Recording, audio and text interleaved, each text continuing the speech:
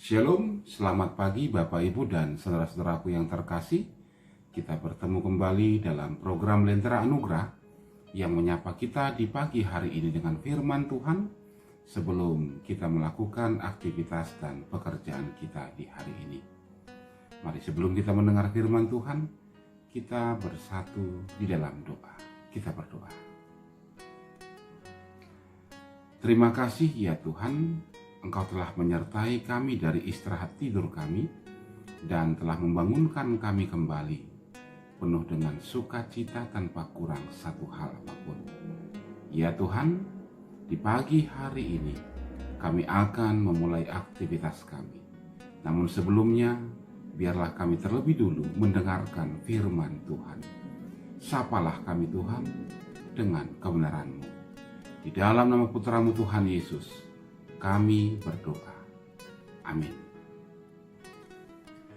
Bapak, Ibu, dan saudara-saudaraku yang terkasih, firman Tuhan di pagi hari ini terambil dari kitab Yeremia pasal 28 ayat yang ke-11.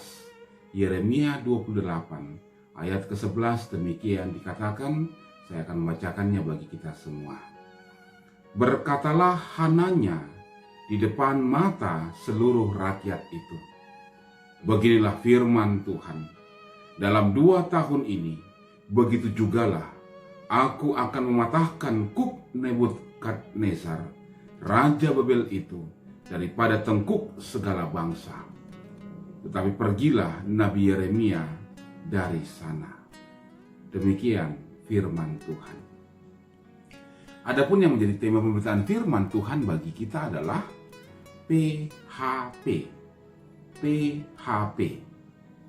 Saudara-saudaraku yang terkasih dalam nama Tuhan Yesus Kristus, di zaman sekarang ini ada begitu banyak istilah-istilah baru yang muncul dalam kehidupan sehari-hari.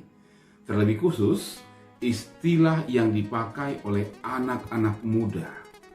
Nah, salah satu istilah yang menarik perhatian saya adalah PHP.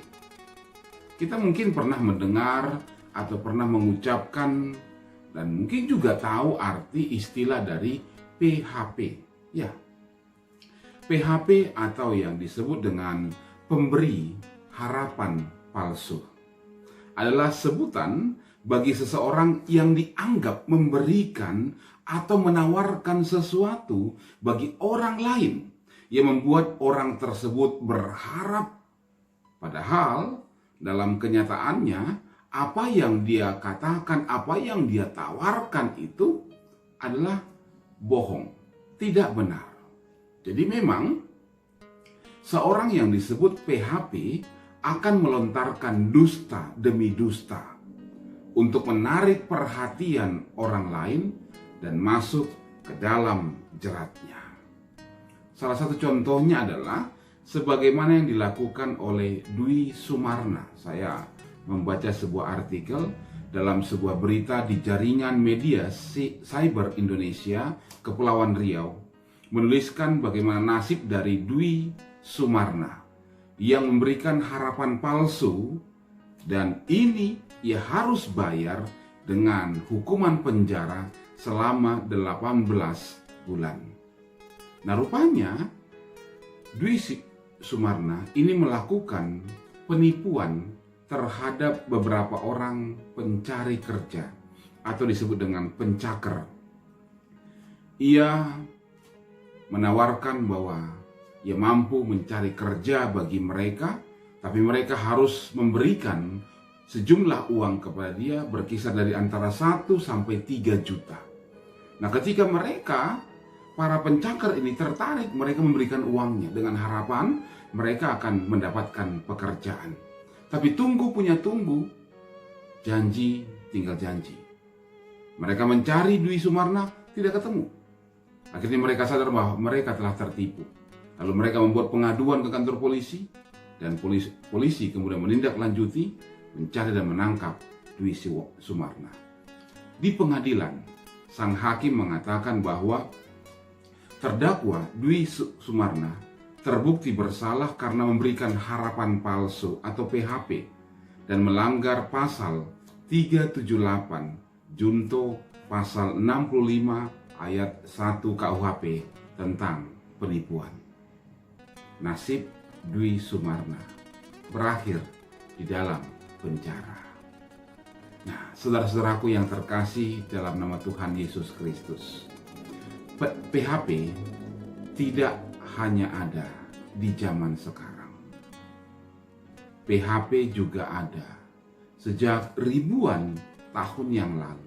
Dalam nas bacaan kita di pagi hari ini dari kitab Yeremia 28 ayat 11, ini pada dasarnya mengisahkan kepada kita seorang nabi yang disebut nabi palsu, yaitu Hananya, telah menjadi PHP bagi bangsa Israel. Ia dalam nubuatannya semakin menyesatkan bangsa Israel dari hadapan Tuhan. Jelas, bahkan dengan berani, Nabi Hananya mengatakan, beginilah firman Tuhan, dalam 2 tahun ini, begitu jugalah aku akan mematahkan kuk Nebukadnezar, Raja Babel itu, daripada tengkuk segala bangsa. Hananya katakan, 2 tahun saja, dan Allah akan bebaskan mereka. Ia menubuatkan bahwa pembuangan bangsa Israel di Babel hanya akan berlangsung 2 tahun lagi. Hanya 2 tahun lagi. Ini seolah-olah kabar gembira, kabar yang penuh dengan sukacita. Sesuatu yang sangat diharapkan oleh bangsa Israel. Padahal Allah tidak mengatakan demikian. Bahkan Allah menubuatkan pembuangan itu akan berakhir dalam waktu 70 tahun lagi. Akibatnya, apa yang terjadi? Bangsa Israel lebih mendengarkan nubuatan dari Nabi Hananya, walaupun dia adalah seorang nabi palsu, sang PHP. Saudara-saudaraku yang terkasih, sebenarnya cukup aneh memang jika banyak orang suka terhadap berita bohong yang dilontarkan oleh pemberi harapan palsu, bahkan membiarkan dirinya menjadi korban. Aneh sebenarnya. Walaupun memang kita harus akui juga bahwa orang yang disebut PHP itu begitu mahir dan cakap mengolah kata-kata serta mengatur sikap mereka sehingga banyak orang terperdaya. Luar biasa memang mereka. Sama seperti yang dialami oleh Yeremia. Oleh kehebatan Hananya, sang PHP, maka Yeremia tersingkir dan disingkirkan oleh umat Israel. Ia dianggap sebagai seorang yang membawa malapetaka. Padahal sumber malapetaka itu adalah Hananya sendiri. Ia dibenci dan ingin dibunuh. Sangat disayangkan. Orang yang menyuarakan kebenaran dari Tuhan disingkirkan karena tidak sesuai dengan apa yang diharapkan banyak orang. Jadi memang menyuarakan kebenaran, resikonya terkadang begitu besar. Akibatnya apa? Hukuman Tuhan bukan berakhir dalam 2 tahun, tetapi akan berlangsung selama 70 tahun lagi. Selama 70 tahun lagi, Allah akan benar-benar menghancurkan umat Israel untuk bisa dibangun kembali.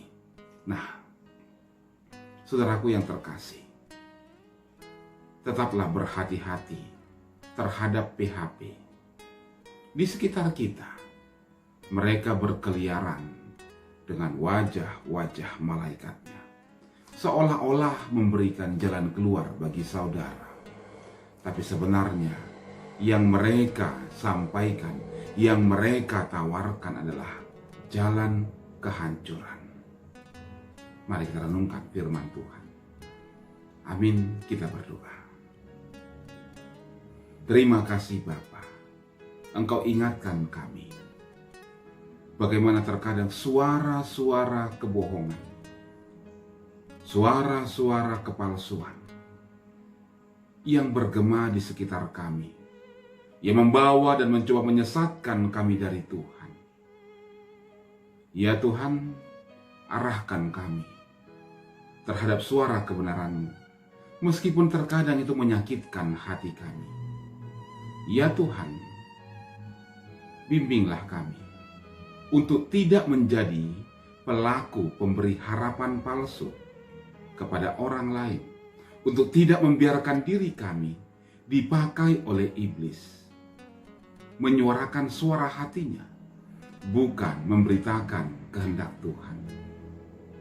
Bimbing kami untuk tidak menjadi korban dari suara-suara kepalsuan.